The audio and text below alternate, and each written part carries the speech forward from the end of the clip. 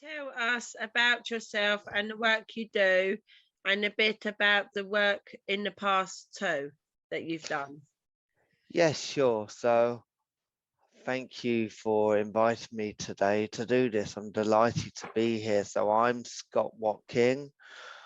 I'm head of engagement at SeeAbility. And my role at SeeAbility is to make sure that people we support have a voice not only within the organisation but externally as well. And I have a I have a team of people with lived experience on my team, and basically I I mentor them to be leaders and to being able to go to different meetings, to being able to challenge the cuts to social care, the cuts to people's funding, to being able to make sure that um, that everything that matters to them in their lives they're able to challenge and talk about.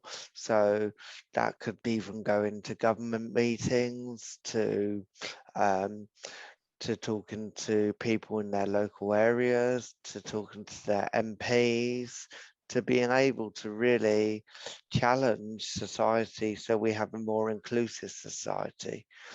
In the past, I've I've got 20 years of campaigning behind me.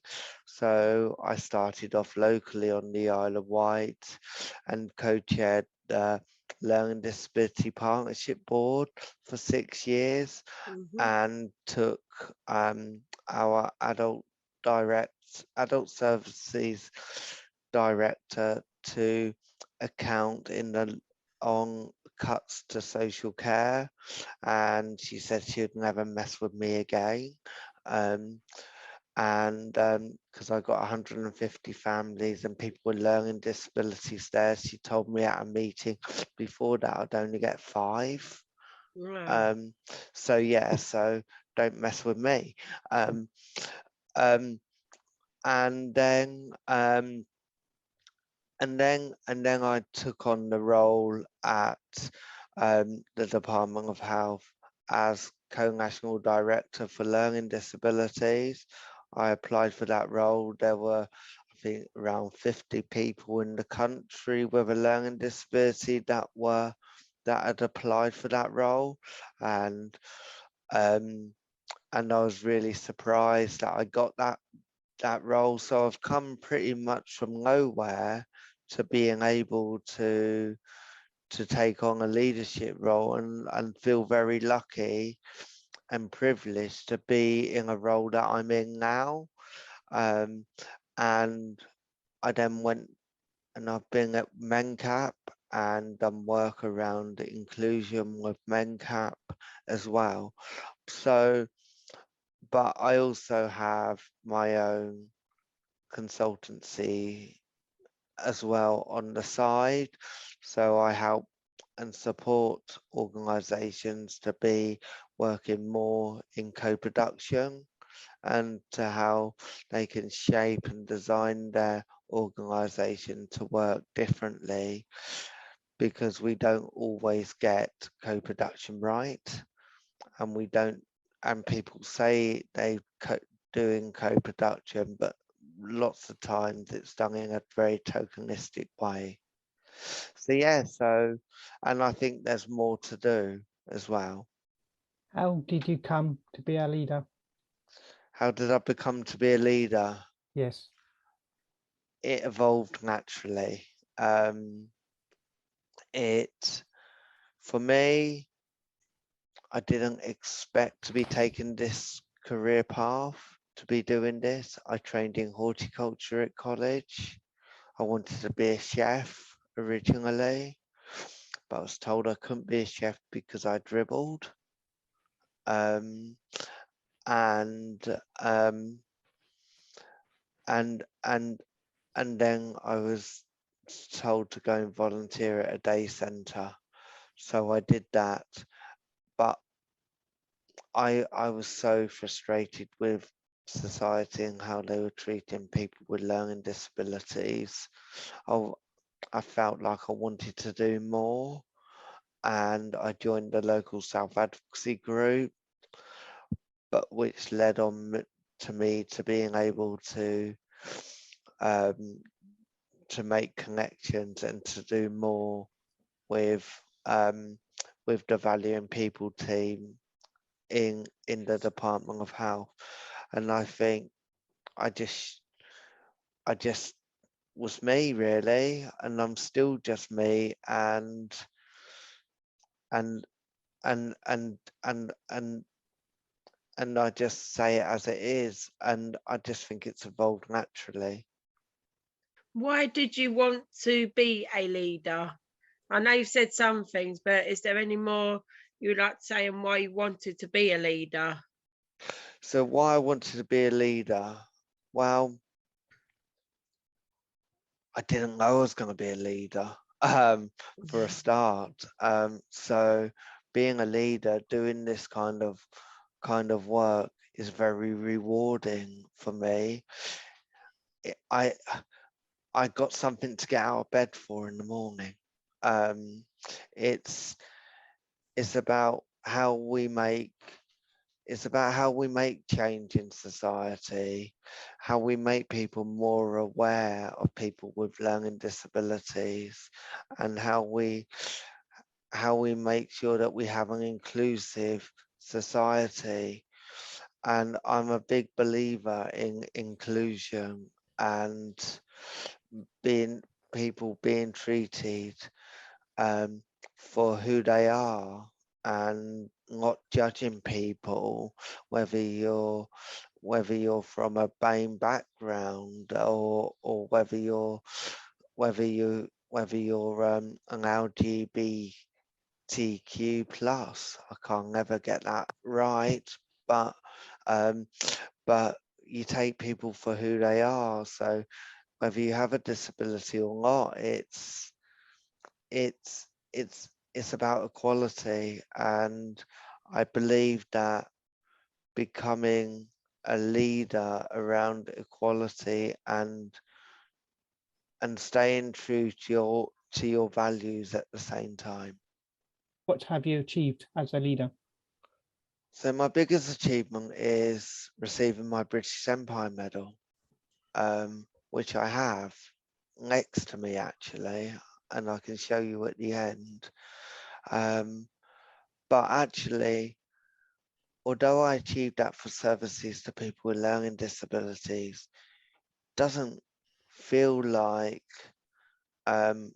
real. It doesn't feel real really, in terms of achieving it in that way, because actually the one thing that has really I have to be thankful for is actually the people with a learning disability themselves, because actually without those people we wouldn't be doing the jobs that we're doing today.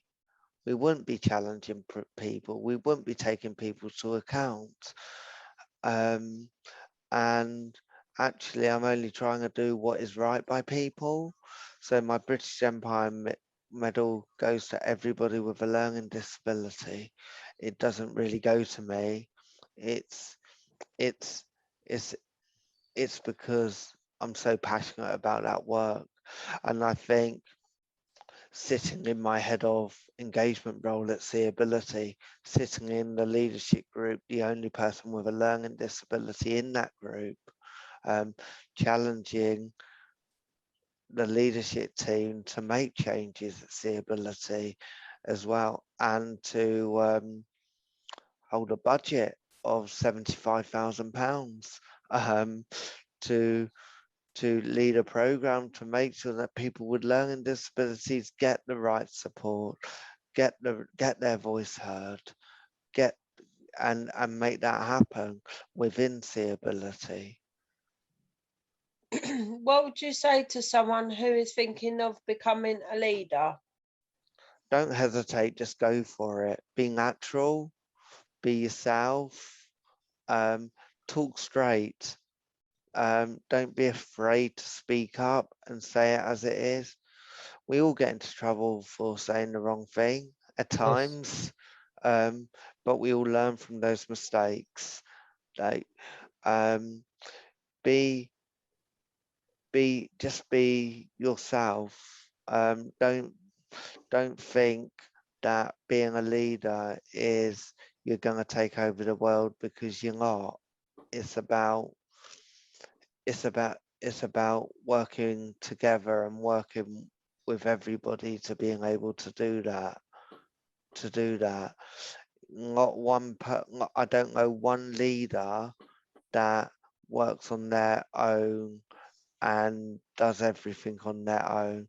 All leaders must work together and be united together as well in the sole mission to make sure that we get equality right for people with learning disabilities.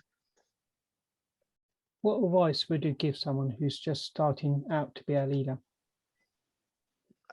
Be yourself, be open, be honest, gain the trust of people, be open, don't isolate yourself and say, well, I'm a leader now, I can go off and do whatever I like, because it doesn't work like that. Be true to your own values. How do you deal with frustration when things don't change or change quick enough? Oh, I hate that question. Thanks. I'm always frustrated because things don't change quick enough. I've learned to cope with it in several different ways, actually. Frustration is, if you can change it quickly, then that's a quick win and that's fine. But always have a plan to being able to change things and change normally comes slowly. So it's about thinking about it in a different way, thinking about how you're going to change it, what things need to change, and where you can make that change. If you we only live once, and it's all and our work is always going to be there. So even if we're not always there, so actually you still got that challenge the next day. So absolutely don't worry about it, and just talk to people about that frustration to make that change happen. What support do leaders need to keep going and do great things? I think the biggest support leader needs is mentoring. We need new leaders now, not tomorrow, now. We need more leaders to be reunited and to be able to challenge society. So we need leaders to be talking to each other and supporting each other through things. We need leaders to being able to work with their support networks, to support them, to take them on that leadership journey, and to embrace that leadership journey. Don't think we can build don't think you're going to build Rome in a day, because you're not. Support is absolutely key. Use every support network you have to being able to have and be a leader. Yes, I think self-advocacy groups need to stick together in this nowadays, because it's not any easier. And if we stick together, we can change things, because we're based in Kent. Absolutely. We can't do much, but if the self-advocacy groups stick together, we can support each other. We can give each other advice on how we can change things, and we can help each other to campaign on different things. So that's what I believe, that we should stick together, help each other. Absolutely. It's not about rivalry anymore. It's about working together, being Well, united. Well, we shouldn't be against each other anyway, really.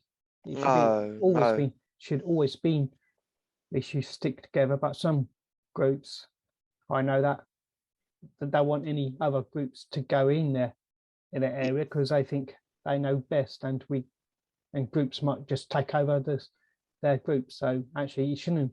It's not like that. We're there to support each other. Absolutely. Yeah, rivalry. It's not about rivalry. It should be about actually working together. If you got a funding pot, work together to see how you can deliver that piece of work. Yeah. Don't work against each other as groups. Yes. As we've heard, like, you're an inspiration to people with a learning difficulty, disability. So like, it'd be good, like, for you to maybe come down one day to the course that we're doing and actually talk to people, because like, you've come so far in what you've done. Like, to say you couldn't work in catering because you're dribbling, that's just like, it sounds like they've made an excuse, like, just to not let you do that. But if they gave you a chance, you could have done that. But it's like, you go through life and people just like, have always got a downside to things. But like, people like you are speaking up for people, and how far you've become, like, it's inspiration for other people to become exactly like you, and for people to talk up for themselves and get that inspiration. Actually, you say, I'm a person with learning difficulty, yeah, but look how far I've come. Oh, absolutely. Yeah, I think inspiration. It's nice to actually hear someone else, apart from people in bemix or people that we see, like someone else with a learning difficulty, and how far you've actually come in your life to say, actually, I'm going to talk up for myself and people with a learning difficulty, and getting all these awards. That is great. It was for yourself because you've done the hard work with people. So you should be proud of yourself on how far you have really come. Thank you, Anne-Marie. You're welcome. Thank you. I don't know what else to say, because you're making me emotional, and I'm late for my next meeting as well. Yeah, don't cry at next meeting. That won't look good. It's just nice to actually hear from other people, like, on how far, like, when we hear people saying with a learning difficulty, oh no, I can't do this. Actually, look at other people, look what they've achieved. Like, look what me and Steve achieved. Like, I've been with bemix for 19 years, and I didn't think 19 years ago we'd be running the leaders course, or we wouldn't be part of the bemix board, like directors of the board, sort of thing. And yeah, people are like, you couldn't do that 19 years ago, sort of thing. And now no, like, definitely. you have to just prove yourself and keep talking. It's awesome, isn't it? It's really awesome. is, yeah.